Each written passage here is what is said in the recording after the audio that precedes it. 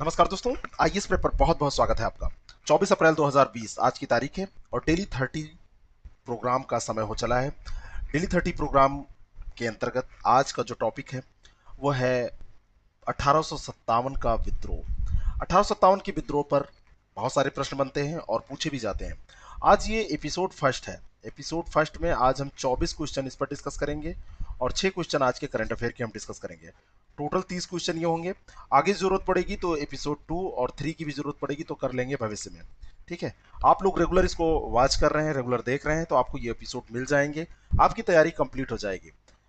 मैंने कहा था कि ये एक दिन का डेली 30 एक ना एक क्वेश्चन आपको एग्जाम में जरूर दिलाएगा। इस तरह से अगर 100 से ऊपर डेली 30 हम कर लें तो आपको पास कराने भर का मटेरियल यहां पर हो जाएगा। ऐसा आपको भी लगता होगा। आप लोग इतना स्नेह दे रहे हैं, आप लोग इतना इसको पॉपुलर बना रहे हैं, इसके लिए बहुत बहुत शुक्रगुजार हूं।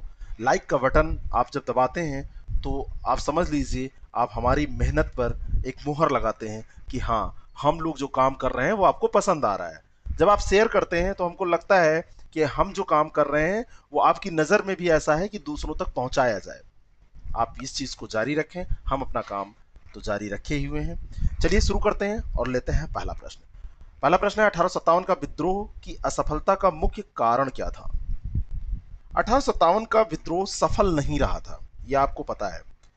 एक रूप में देखा जाए तो ये शुरुआत था और शुरुआत का जो समय होता है वो एक रूप में इसलिए इंपॉर्टेंट होता है कि कम से कम हमने शुरू तो किया। मान लीजिए कि आपकी पढ़ाई 2 महीने से बाधित थी और 2 महीने बाद में आपने एक दिन पढ़ाई शुरू की, और जब पढ़ाई शुरू की तो हो सकता है उतना नहीं पढ़ पाए आप जितना आप पढ़ते रहते थे आए दिनों में।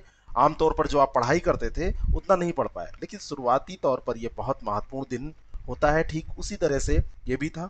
गुलामी की जंजीरों से जकड़ा हुआ भारत, कम से कम विद्रोह करने का एक जज्बा तो यहाँ से स्टार्ट तो हुआ।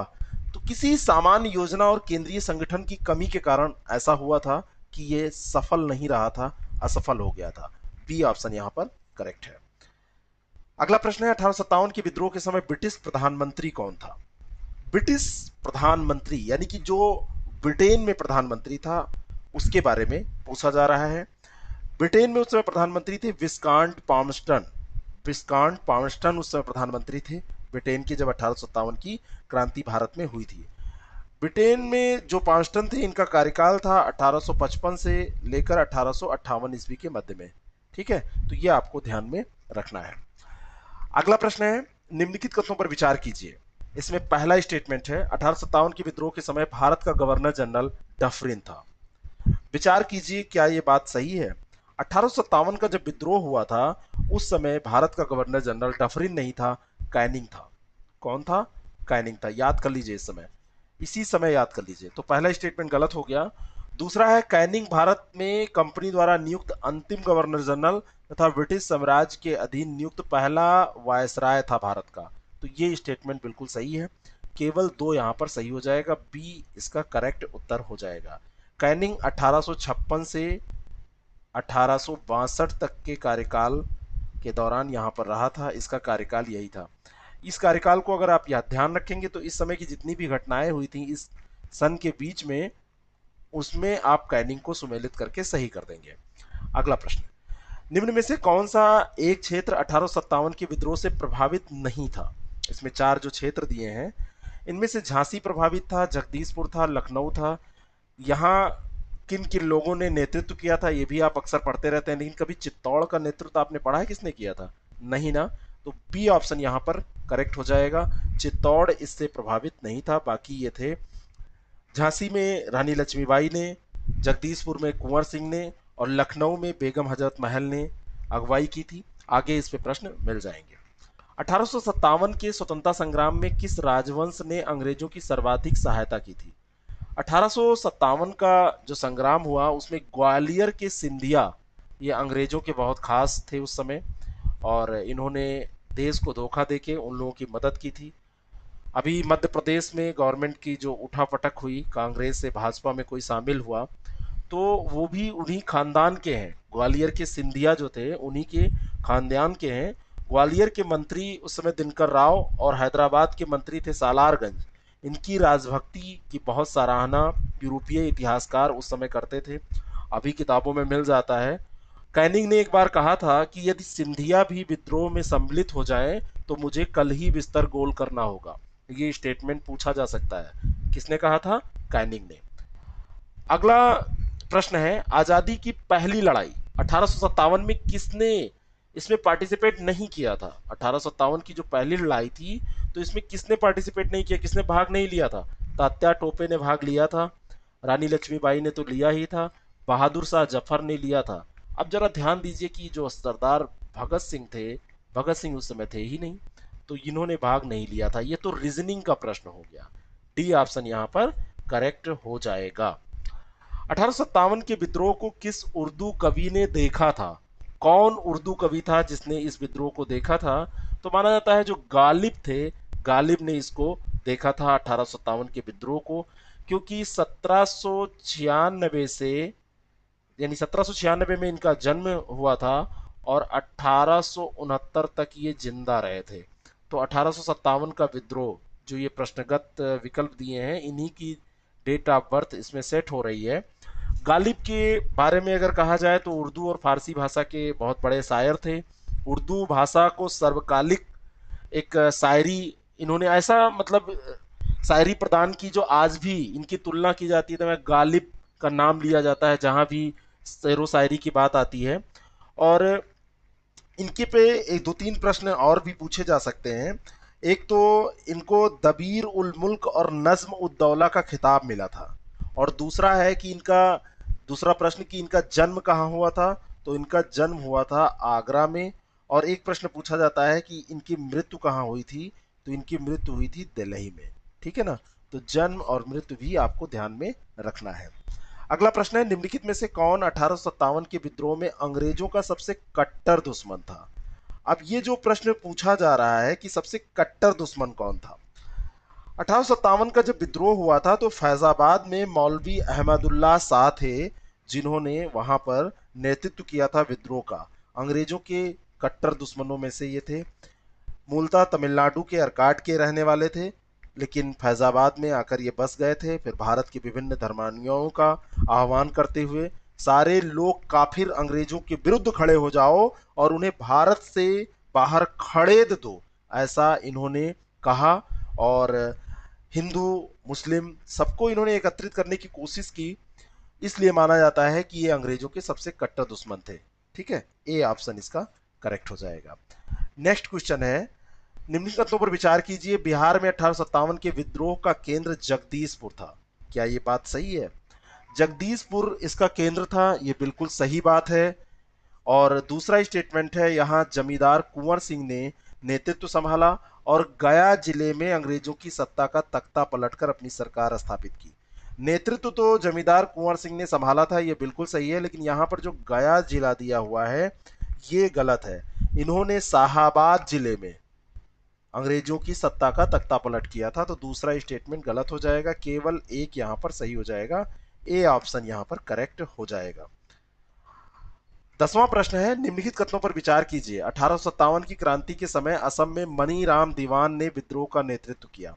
1857 की क्रांति देश के अलग अलग भागों में जब फैली थी, तो असम का जो क्षेत्र था वहां पर मनीराम दीवान विद्रोह का नेतृत्व कर रहे थे, बिल्कुल सही है।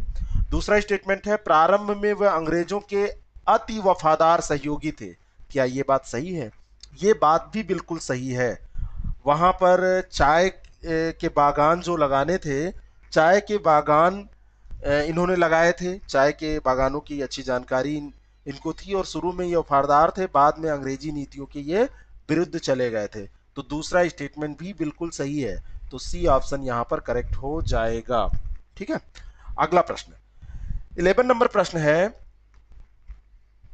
निम्नलिखित कथनों पर विचार कीजिए। पहला स्टेटमेंट है, तात्या टोपे को रामचंद्र पांडुरंग के नाम से भी जाना जाता है। रामचंद्र पांडुरंग के नाम से तात्या पाटे को जाना जाता है, बिल्कुल सही है।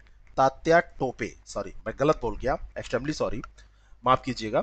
तात्या टोपे, तात्या टोपे को रामचंद्र पांडुरंग के नाम से भी जाना जाता है। दूसरा स्टेटमेंट है, इनका जन्म उत्तर प्रदेश के बिठूर में हुआ था। अब ये स्टेटमेंट जो है ये थोड़ा सा डीप नॉलेज अगर आप रखते हैं तभी सही कर पाएंगे। रामचंद्र पांडुरंग जो ये थे, ये महाराष्ट्र में जन्मे थे। महाराष्ट्र में एओला गांव पड़ता है, एओला गांव में इनका जन्म हुआ था महाराष्ट्र में। और बाद में इनके पिता थे पांडुरंग राव टोपे, जो इनके में पांडुरंग टोपे लगा हुआ है, पांडुरंग जो लगा हुआ है ये इन्हीं के पिताजी के नाम का हिस्सा है। दक्षिण भारत में ऐसे नाम होते हैं ना, खूब लंबे नाम होते हैं जिसमें पिताजी के नाम का भी पीछे का हिस्सा लगाया जाता है, केवल आगे का ही थोड़ा चेंज रहता है, बाकी सब पूरा सेम होता है। तो एओला गांव में हुआ था, फिर ये अपने पिताजी के साथ बिठूर चले आए थे। इनका जन्म बिठूर में नहीं हुआ था। फिर वहां पर जब ये आए तो नाना साहब और महाराजा जो माधव सिंह थे उनके मित्र बन गए। 1851 में जब डलहौजी ने नाना साहब को उनके पिता को पेंशन से वंचित कर दिया, तो तात्या टोपे पहले से ही ब्रिटिशों को अपना शत्रु मान चुके थे। दोनों ने मिलकर कानपुर में ईस्ट इंडिया कंपनी की भारतीय टुकड़ियों को जीतकर साहब के आधिपत्य को स्थापित करा दिया। और वहां पर जब इनका आधिपत्य स्थापित हो गया तो तात्या टोपे को कमांडर इन चीफ उस समय ये बनाया गया था, मतलब ये बन गए थे कमांडर इन चीफ, ये बन गए थे। ठीक है, स्वयं सेना के ये कमांडर इन चीफ बन गए थे। तो केवल एक यहां पर सही हो जाएगा, ए ऑप्शन इसका करेक्ट है। अगला प्रश्न है, अजीमुल्ला खां सलाहकार थे किसके? अजीमुल्ला खां जो सलाहकार थे वो नाना साहब के थे। किसके? नाना साहब के सलाहकार थे। ए ऑप्शन इसका करेक्ट है।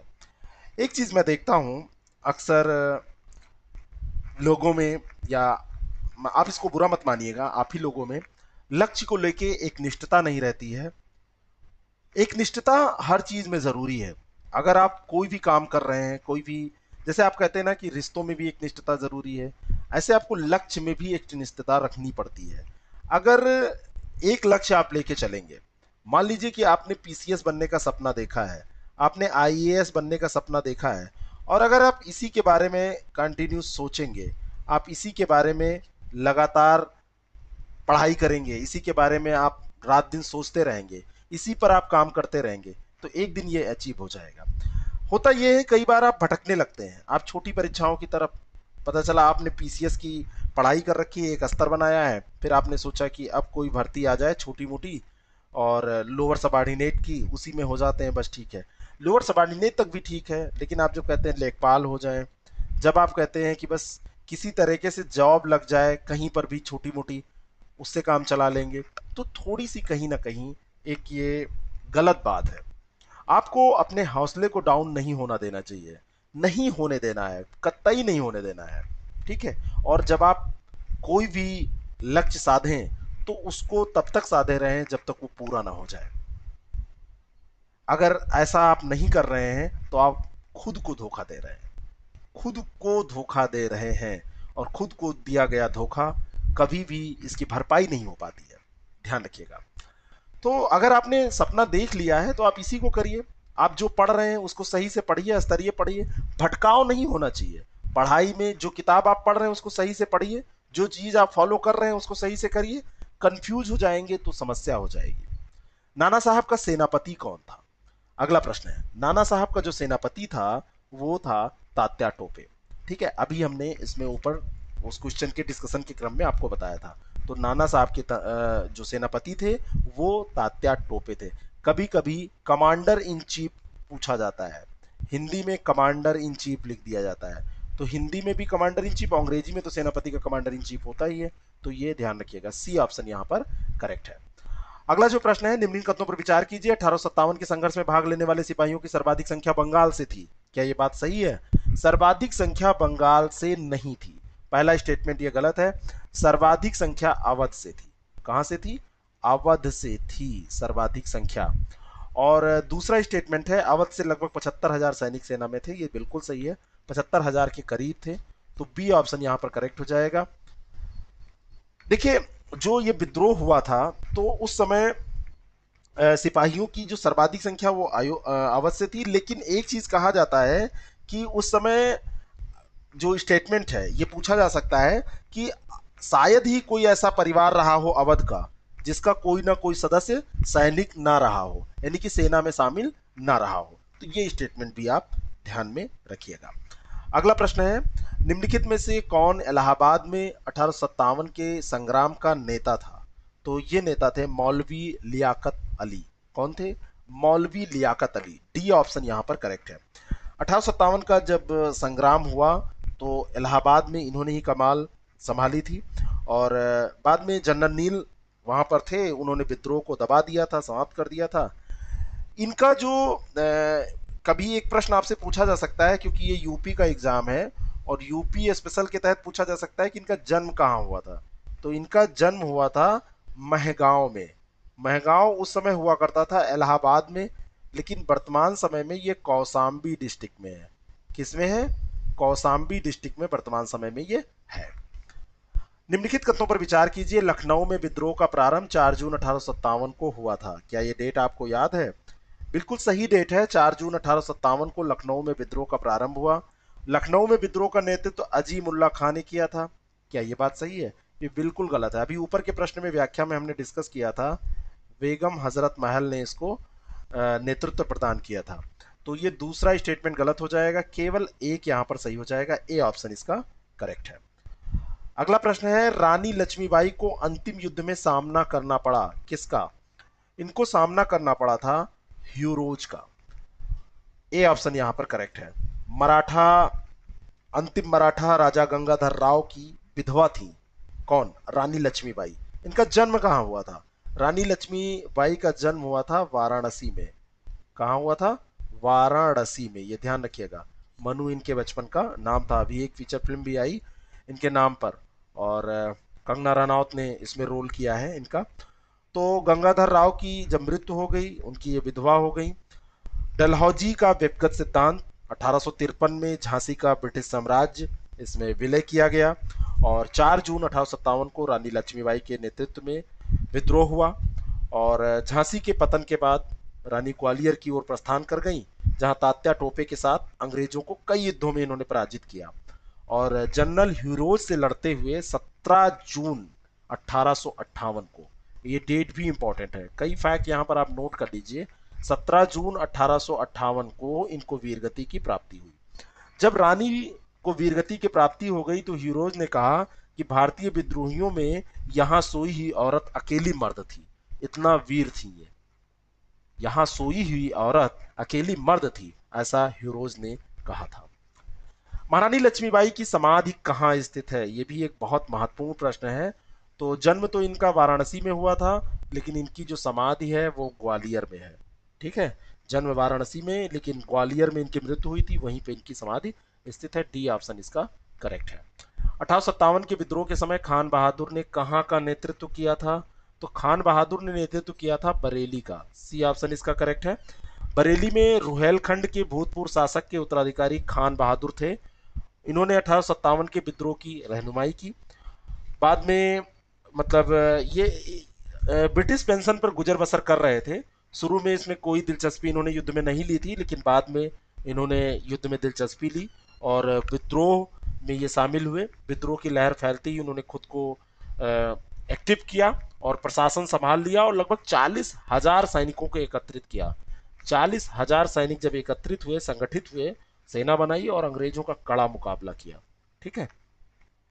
और एक प्रश्न आपसे पूछा जा सकता है कि मुगल सम्राट बहादुर शाह द्वितीय ने उन्हें वायसराय के पद पर नियुक्त किया था, और इस पर अपने कार्यकाल के दौरान उन्होंने हिंदुओं और मुसलमानों के साथ समानता का व्यवहार किया था।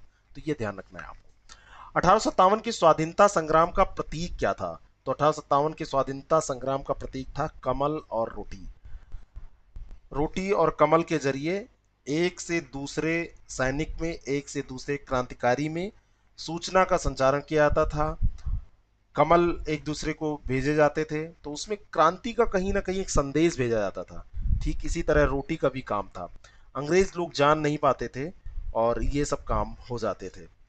बड़े बाद में बहुत ही मतलब आगे तो बहुत व्यवस्थित हो गया, लेकिन उस समय भी लोगों ने कोशिशें की थी अपने स्तर पर। शुरुआती तौर पर वैसे भी इतना संगठित होकर काम करना आसान नहीं होता है। 1857 की स्वतंत्रता संग्राम से संबंधित पहली घटना कौन सी थी? जब 1857 का स्वतंत्रता संग्राम हुआ तो पहली घटना थी कि सैनिकों का दिल्ली से लाल किले पर पहुंचना। सी ऑप्शन इसका करेक्ट है। 11 मई 1857। आपने बिपिन चंद्रा पढ़ी है? बिपिन चंद्रा पढ़िए तो उपन्यास की तरह आपको सब समझ में आ जाएगा। 11 मई 1857 मेरठ से आए सिपाहियों के दस्ते ने मुगल सम्राट बहादुर शाह द्वितीय से यह अपील की कि सम्राट इन सिपाहियों का नेतृत्व स्वीकार करें, और इस प्रकार सैनिकों का दिल्ली के लाल किले पर पहुंचना पहली घटना थी। कानपुर में नाना साहब ने 5 जून 1857 को विद्रोह किया। बेगम हजरत महल ने 4 जून 1857 को अभी डिस्कस किया है हमने, और लखनऊ में नेतृत्व किया था उन्होंने, और झांसी की रानी ने जून 1857 में विद्रोह किया और 17 जून 1857 को शहीद हो गई थी। ये भी हमने डिस्कस किया है। तो ये पहली घटना यही थी। भारत के प्रथम स्वतंत्रता संग्राम का मुख्य तात्कालिक कारण उस समय क्या था? आपको पता होगा कि सैनिकों को और सब तो बर्दाश्त हो गया, लेकिन जब अंग्रेजों ने धर्म में हस्तक्षेप किया, तो जब धर्म में हस्तक्षेप हुआ, और पहले तो ब्राउन बेस के बंदूक में ब्राउन बेस के स्थान पर जब नवीन राइफल एनफील्ड राइफल का प्रयोग शुरू हुआ, तभी से ये चीज़ें हुई, स्टार्ट हुई। और कारतूस का जो ऊपरी भाग था उसमें चर्बी लगी होती थी, उसको काटना पड़ता था, मुंह से काटना पड़ता था, और चर्बी वाले कारतूस में गाय और सुअर की चर्बी का प्रयोग किया गया था। ये घटना आपको पता होगी। और गाय हिंदू धर्म में बहुत पवित्र होती है, और सुअर का मुस्लिम लोग नाम लेना भी पसंद नहीं करते, तो इसकी चर्बी को मुंह में क्यों लगाएंगे? तो दोनों धर्मों को कहीं ना कहीं धक्का लगा। तो अंग्रेजों का धर्म में हस्तक्षेप करना, और इस पे जब हस्तक्षेप हुआ भी था, ऐसा नहीं है, और तुरंत उन्होंने इनकार कर दिया कि नहीं ऐसा कुछ नहीं हुआ है, लेकिन सैनिकों को समझ में आ गया था, यहीं से विद्रोह किया प्रारंभ हुआ, यही कारण था तात्कालिक।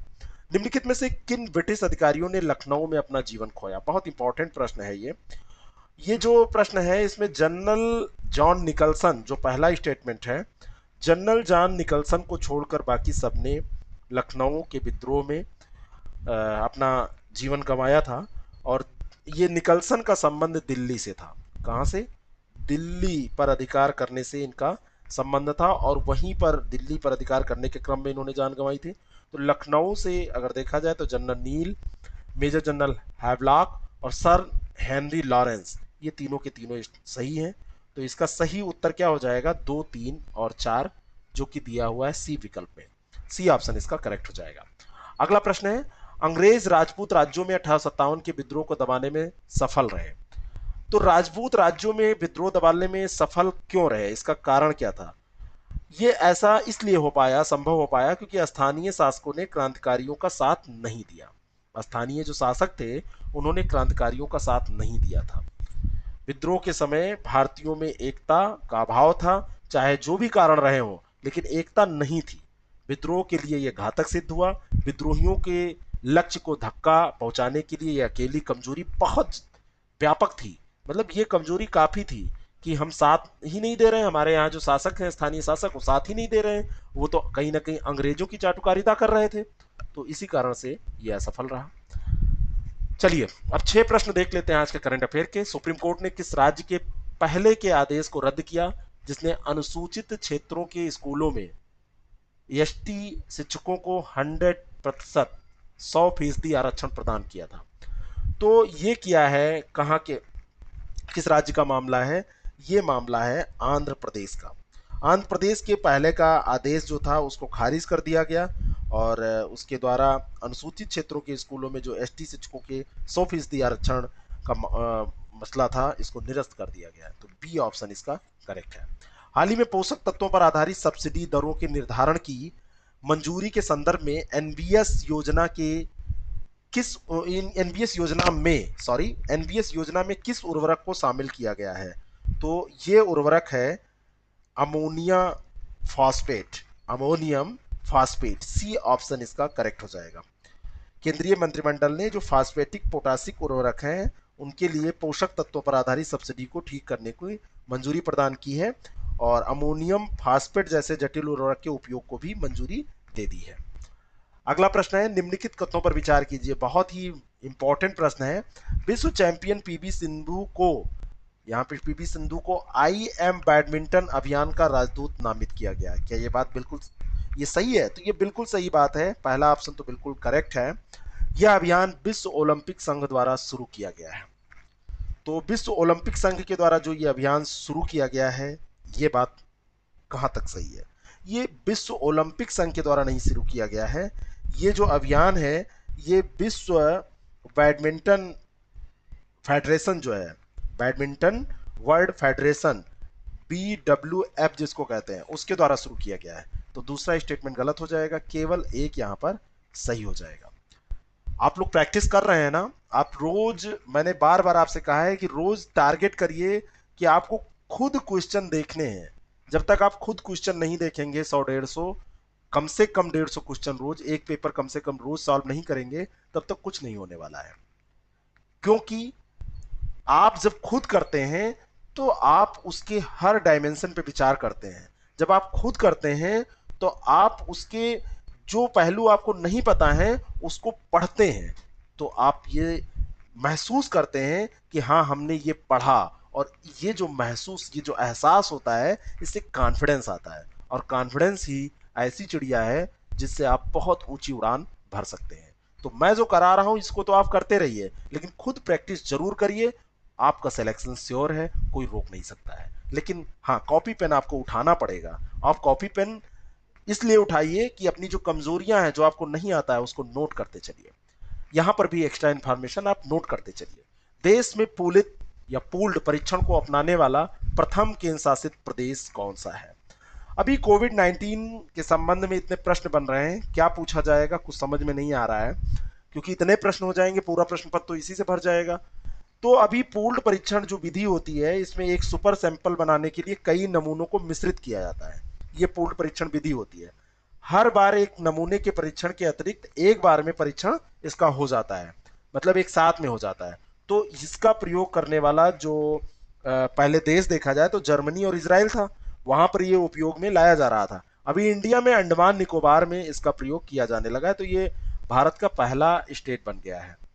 प्रोजेक्ट चेतक का संबंध किससे है। प्रोजेक्ट चेतक के तहत अभी सीमा सड़क संगठन ने पंजाब में रावी नदी पर एक अस्थाई पुल का निर्माण किया है। वैसे तो वो अस्थाई पुल बनाते रहते हैं, लेकिन अस्थाई पुल का निर्माण किया है रावी नदी पर, तो उसी से संबंधित है प्रोजेक्ट चेतक, इसी के तहत किया गया है। और रावी नदी को इरावती नदी के नाम से भी जाना जाता है, ये ध्यान रखिएगा।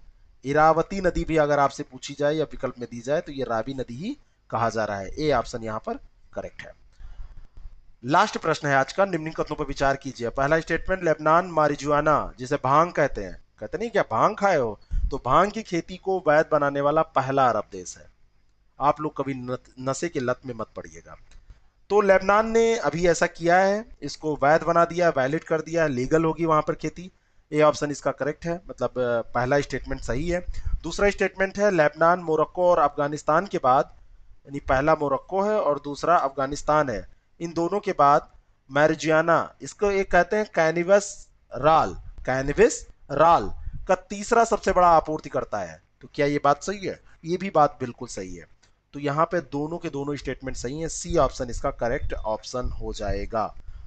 आप लोग तो इसका सेवन नहीं करते हैं, बिल्कुल नहीं करना है आपको, कोई भी नशे की लत आपको नहीं पालना है। और ये जो वैधता दी गई है अभी आर्थिक स्थिति, आर्थिक संकट से निपटने के लिए औद्योगिक और चिकित्सा उद्देश्य से इसको वैलिड किया गया है, लीगल किया गया है। अब ये जब लीगल हो जाएगा तो इसको जब उपयोग किया जाएगा तो इससे इकोनॉमी में पैसा आएगा। तो आर्थिक स्थितियों से निपटने के लिए कई बार ऐसे कदम भी उठाने पड़ते हैं। ये आपको कैसा लगा जरूर बताएं। और हाँ, मैंने ये सोचा है कि संडे का जो टेस्ट होगा उसमें अब मैं पूरी लिस्ट जारी कर दूं क्या, आप लोग अपनी राय जरूर दें। कई लोग टेस्ट पूरा नहीं करते, तो वो कभी कभी 3 क्वेश्चन करके ही छोड़ देते हैं। तो मुझे पूरी लिस्ट जारी करने में कोई वो नहीं है, बट लिस्ट अब संख्या इसमें, जैसे पिछले टेस्ट में लगभग 300 लोगों ने पार्टिसिपेट किया था, तो इसीलिए मैंने टॉप 10 को जारी किया था। नहीं टॉप 10 तो नहीं पूरी लिस्ट, तो टॉप 10 के आगे भी मैं जारी कर सकता हूँ, अभी मैं विचार कर रहा हूँ।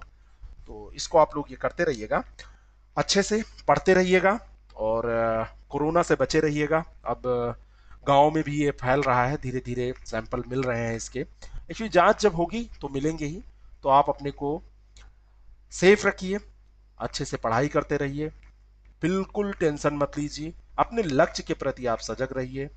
और अगर आप अपने लक्ष्य को साधने की क्षमता रखते हैं तो उसे पूरा करने की भी क्षमता आप में है। अगर आपने साधा है तो आप पूरा करने की क्षमता रखते हैं, ये आपको पता होना चाहिए। और बार बार लक्ष्य चेंज करेंगे तो दिक्कत हो जाएगी। अगर आप रोज अपने टेलीफोन की घंटी, रिंगटोन चेंज करते रहते हैं तो कई बार आपकी जेब में ही फोन बजता रहता है और आपको नहीं लगता कि आपका फोन है, लगता है किसी दूसरे का बज रहा होगा। तो जब फोन की घंटी नहीं समझ में आती है तो लक्ष्य चेंज करने पे कैसे क्या हो पाएगा। बड़ा सपना देखा है तो बड़ी कुर्बानी दीजिए, बड़ा सपना देखा है तो मेहनत करिए दिन रात, बड़ा सपना देखा है तो कर दिखाइए उसको। क्यों उससे पीछे भाग रहे हैं, छोटी नौकरी क्यों ढूंढ रहे हैं। और कुछ भी बुरा नहीं होगा, आपके पास अगर ज्ञान होगा, आपके पास अगर नॉलेज होगा तो उसका उपयोग तो होगा ही। Thank you very much.